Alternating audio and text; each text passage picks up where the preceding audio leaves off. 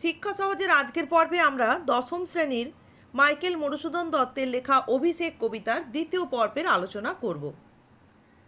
পাঠ্যপুস্তকের একদম প্রথম অংশে এই কবিতাটির আমরা দেখেছিলাম যে লঙ্কার কুললক্ষ্মী ইন্দ্রজিতের ধাত্রীমাতা প্রভাসার ছদ্মবেশ ধারণ করে প্রমোদ কারণে ইন্দ্রজিতের কাছে উপনীত হয়েছেন লঙ্কাপুরীর যে দুর্যোগপূর্ণ পরিস্থিতি এসছে সে সম্পর্কে অবগত করানোর জন্য। এরপর লঙ্কার অবস্থা জেনে ইন্দ্রজিতের মধ্যে কি প্রবল ক্ষোভ জন্মেছিল এবং কিভাবে ইন্দ্রজিৎ নিজেকে বীর শয্যায় সজ্জিত করে তুলেছিলেন সেই অংশ পর্যন্ত আমরা এর আগের পর্বে আলোচনা করেছিলাম। একদম লাইন ধরে বিষয়বস্তু বুঝে নিয়েছি এবং গদ্য রূপ আকারে কিভাবে প্রশ্ন থাকলে উত্তর লিখব সেটা আমরা আলোচনা করেছিলাম। আজকে দেখো আমরা এই অংশ থেকে আশুগতির পর থেকে আমরা পড়ব। তা এখানে যখন ইন্দ্রজিৎ বীর সাজে সজ্জিত হয়ে রথে চড়ে প্রস্তুত হয়েছেন লঙ্কার উদ্দেশ্যে গমন করবেন, ঠিক তার পরের অংশ। রথে চড়ে বীর চূড়ামণি বীরদর্পে হেনকালে প্রমীলা সুন্দরী।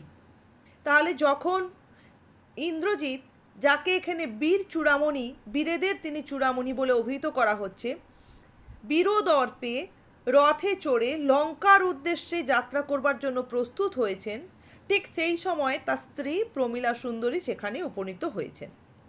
ধরি পতি কর যুগ, এবং তিনি পতির কর যুগল ধরেছেন। এবারে কিভাবে প্রমীলা সুন্দরী ইন্দ্রজিতের হস্তযুগল ধরেছিলেন সেটাকে এখানে কবি মাইকেল মধুসূদন দত্ত একটা তুলনা দিয়ে বোঝাচ্ছেন। হায় রে জ্যামতি হেমলতা আলিঙ্গয়ে তরু কুলেশ্বরে। তাহলে এখানে কি বলছেন না, যেমনভাবে হেমলতা বা স্বর্ণলতা আলিঙ্গন করে ধরে তরু কুলের স্বরকে, অর্থাৎ তরু কুলের যিনি ঈশ্বর বা শ্রেষ্ঠ, তাকে যেমনভাবে স্বর্ণলতা জড়িয়ে ধরে, ঠিক সেই রকমই যেন প্রমীলা সুন্দরী ইন্দ্রজিতের হস্তযুগল ধরেছিলেন। কহিলা কাঁদিয়া ধনী, ধনী শব্দের অর্থ রমণী, অর্থাৎ সেই ইন্দ্রজিতের স্ত্রী প্রমীলা সুন্দরীকেই বোঝানো হচ্ছে এখানে। তিনি কেঁদে কেঁদে কি বললেন, এবারে তিনি কেঁদে কেঁদে যা বলছেন দেখো সেটা কোটেশনের মধ্যে রয়েছে। শুরু হচ্ছে কোথা প্রাণ সখে থেকে, কোথা প্রাণ সখে, এইখান থেকে শুরু হচ্ছে প্রমীলা সুন্দরীর বক্তব্য। এরপরে দেখো রয়েছে এই কিঙ্করীরে আজি, কিঙ্করীরে আজি, এত দূর পর্যন্ত রয়েছে প্রমীলা সুন্দরীর ইন্দ্রজিতের উদ্দেশ্যে বক্তব্য। এখানেও কিন্তু মাইকেল মধুসূদন দত্ত কিছু উপমা ব্যবহার করেছেন। এবারে দেখো এখানে কি বলছেন, কোথা প্রাণসখে রাখি এ দাসীরে কহ চলিলা আপনি, কেমনে ধরিবে প্রাণ তোমার বিরহে এ অভাগী। হায় নাথ গহন কাননে ব্রততি বাঁধিলে সাধে করিপদ, যদি তার রঙ্গরসে মন না দিয়া মাতঙ্গ যায় চলি, তবু তারে রাখে পদাশ্রয় যূথনাথ।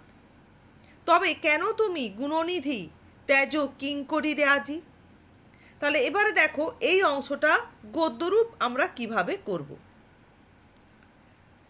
প্রমীলা সুন্দরী ইন্দ্রজিতের হস্তযুগল ধারণ করে কাঁদতে কাঁদতে ইন্দ্রজিৎকে উদ্দেশ্য করে বা প্রাণসখা সম্বোধন করে এবং নিজেকে দাসী প্রতিপন্ন করে জানতে চাইছেন যে তার স্বামী তাকে ছেড়ে কোথায় চললেন, কি করে তিনি তার স্বামীর বিরহে প্রাণ ধারণ করবেন, নিজেকে অভাগী প্রতিপন্ন করছেন এবং সেই সঙ্গে জানাচ্ছেন যে গহন কাননে যদি ব্রততি, অর্থাৎ তরু লতা পাতা, যেটাকে আমরা বুঝাই যে লতা পাতা স্বাদ করে হস্তির পদযুগল বেঁধে ফেলে, তাহলে মাতঙ্গ অর্থাৎ হস্তি যদি সেই রঙ্গরসে মন নাও দেয়, তবু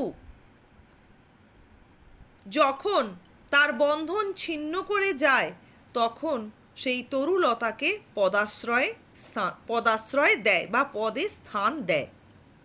তবে কোনোভাবে কোনো অবগতি না দিয়েই কেন ইন্দ্রজিৎ তার স্ত্রী প্রমীলাকে ছেড়ে, অর্থাৎ নিজেকে কিঙ্করী বা দাসী প্রতিপন্ন করে বোঝাতে চাইছেন যে তাকে কেন ছেড়ে তিনি চলে যাচ্ছেন। তাহলে এই অংশটা আমরা দেখব যে কেঁদে কেঁদে প্রমীলা সুন্দরী ইন্দ্রজিতের কাছে এই প্রশ্ন বা তার মনের আকুতি ব্যক্ত করেছেন। এটা একটা 3 নম্বরের প্রশ্ন হয়। তারপরের অংশে দেখো, হাসি উত্তরিলা মেঘনাদ। এরপর মেঘনাদ হেসে উত্তর দিলেন। তাহলে যদি প্রশ্ন থাকে এই লাইন ধরে যে হাসি উত্তরিলা মেঘনাদ, তাহলে মেঘনাদ এখানে ইন্দ্রজিৎ হেসে এই জায়গাটাতেই উত্তর দিয়েছেন। এইখানে পাঠ্য অংশের আর কোথাও কিন্তু ইন্দ্রজিতের হেসে উত্তর দেওয়ার মতো অবকাশ ছিল না। ইন্দ্রজিতের বক্তব্য আমরা পাবো ইন্দ্রজিতের জিতি এই পোর্শন থেকে শুরু করে একেবারে ওপরের অংশ পর্যন্ত, এই বিধুমুখী পর্যন্ত রয়েছে। তাহলে ইন্দ্রজিৎ এখানে কি জানাচ্ছেন না, ইন্দ্রজিতে জিতি তুমি সতী, বেঁধেছ যে দৃঢ় বাঁধে, কে পারে খুলিতে সে বাঁধে, তরায় আমি আসিব ফিরিয়া কল্যাণী, সমরে নাসি তোমার কল্যাণে রাঘবে, বিদায় এবে দেহ বিধুমুখী। তাহলে স্ত্রী প্রমীলা সুন্দরীকে উদ্দেশ্য করে এখানে ইন্দ্রজিৎ বলছেন যে ইন্দ্রজিৎকে, তার স্বামীকে জয় করেছেন তিনি, তার স্ত্রী প্রমীলা সুন্দরী, তিনি সতী রমণী, এবং তিনি যে দৃঢ় বন্ধনে তার স্বামীকে বেঁধে রেখেছেন সেই বন্ধন ছিন্ন করবার মতো ক্ষমতা তার নেই। তিনি শীঘ্রই ফিরে আসবেন তার স্ত্রীর কল্যাণে, যুদ্ধক্ষেত্রে লঙ্কার শত্রুকে নাশ করে, এবং তিনি বিধুমুখী সম্বোধন করে তার স্ত্রীর কাছে বিদায় প্রার্থনা করলেন। এটা গেল ইন্দ্রজিতের হাসি মুখে যে উত্তরটা দিয়েছিলেন তার স্ত্রী প্রমীলা সুন্দরীর প্রতি তার গদ্যরূপ। এরপর দেখো, তাহলে ইন্দ্রজিৎ প্রস্তুত, স্ত্রীর কাছ থেকে বিদায়ও নিয়ে নিয়েছেন, এবারে তিনি লঙ্কাপুরীর উদ্দেশ্যে যাত্রা করবেন।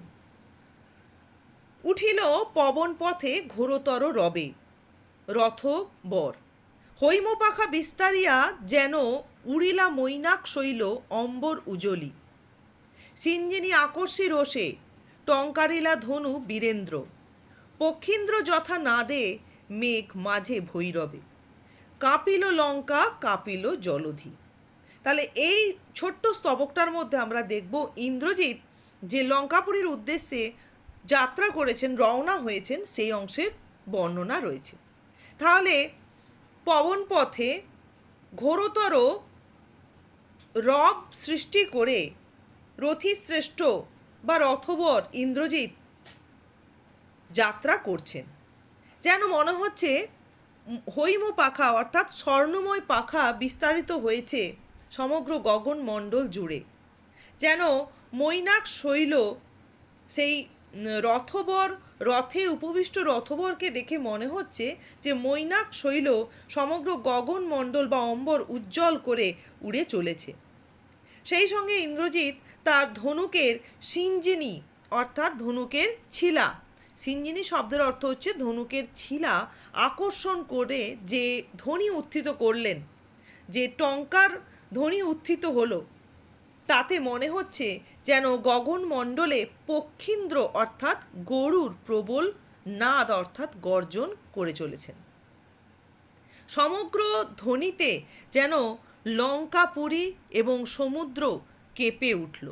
এটা হলো যে প্রমোদকানন থেকে ইন্দ্রজিতের লঙ্কাপুরীর উদ্দেশ্যে গমনের সময় কি গগনমণ্ডলের পরিস্থিতি ছিল তার বর্ণনা। এরপরে দেখো আর একটি স্তবক আজকে আমি আলোচনা করছি গদ্যরূপ সহযোগে, যে এরপরে আমরা দেখব যে লঙ্কাপুরীতে সেই সময় যখন যাত্রা করেছেন ইন্দ্রজিৎ লঙ্কাপুরীর উদ্দেশ্যে, সেই সময় লঙ্কাপুরীতে কি প্রস্তুতি চলছে তার বর্ণনা রয়েছে একটি ছোট্ট স্তবকে। সাজিছে রাবণ রাজা বীর মদে মাতি, বাজিছে রণবাজনা, গরজিছে গজ, হ্রেষে অশ্ব, হুঙ্কারিছে পদাতিক রথি, উড়িছে কৌশিক ধ্বজ, উঠিছে আকাশে কাঞ্চন কঞ্চুক বিভা, হেন কালে তথা দ্রুতগতি উত্তরিলা মেঘনাদ রথী। আজ এই পর্যন্তই আলোচনা করব, এই রথী পর্যন্ত। তাহলে যখন ইন্দ্রজিৎ লঙ্কাপুরীর উদ্দেশ্যে যাত্রা করেছেন, সেই সময় লঙ্কার যিনি অধিপতি অর্থাৎ লঙ্কেশ্বর রাবণ তিনি রণসাজে সজ্জিত হয়েছেন, বীর মদে মেতে উঠেছেন তিনি, এবং সমগ্র লঙ্কাপুরীতে যুদ্ধের বাজনা বাজছে। হস্তি তার যে হুঙ্কার ছাড়ছে, সেই সঙ্গে অশ্ব রেশাধ্বনি উত্থিত করছে, পদাতিক বাহিনী হুঙ্কার ছাড়ছে। সমগ্র গগনমণ্ডলে কৌশিক ধ্বজ উত্থিত হয়েছে এবং আকাশ জুড়ে কাঞ্চন কঞ্চুক বিভা বিচ্ছুরিত হচ্ছে। অর্থাৎ সমস্ত রকমের যে সৈন্য সামন্তদের যে তাদের অস্ত্র শস্ত্র বা যে তারা রক্ষা কবচ ধারণ করেছেন, তার জ্যোতি সমগ্র গগনমণ্ডলে বিচ্ছুরিত হচ্ছে। এরকমই সময় দ্রুত গতিতে মেঘনাদ রথী লঙ্কাপুরীতে উপনীত হলেন। সমগ্র লঙ্কাপুরীতে যখন যুদ্ধের এরকমই একটি প্রস্তুতি পর্ব চলছে, তখন সেখানে মেঘনাদ রথী উপনীত হলেন।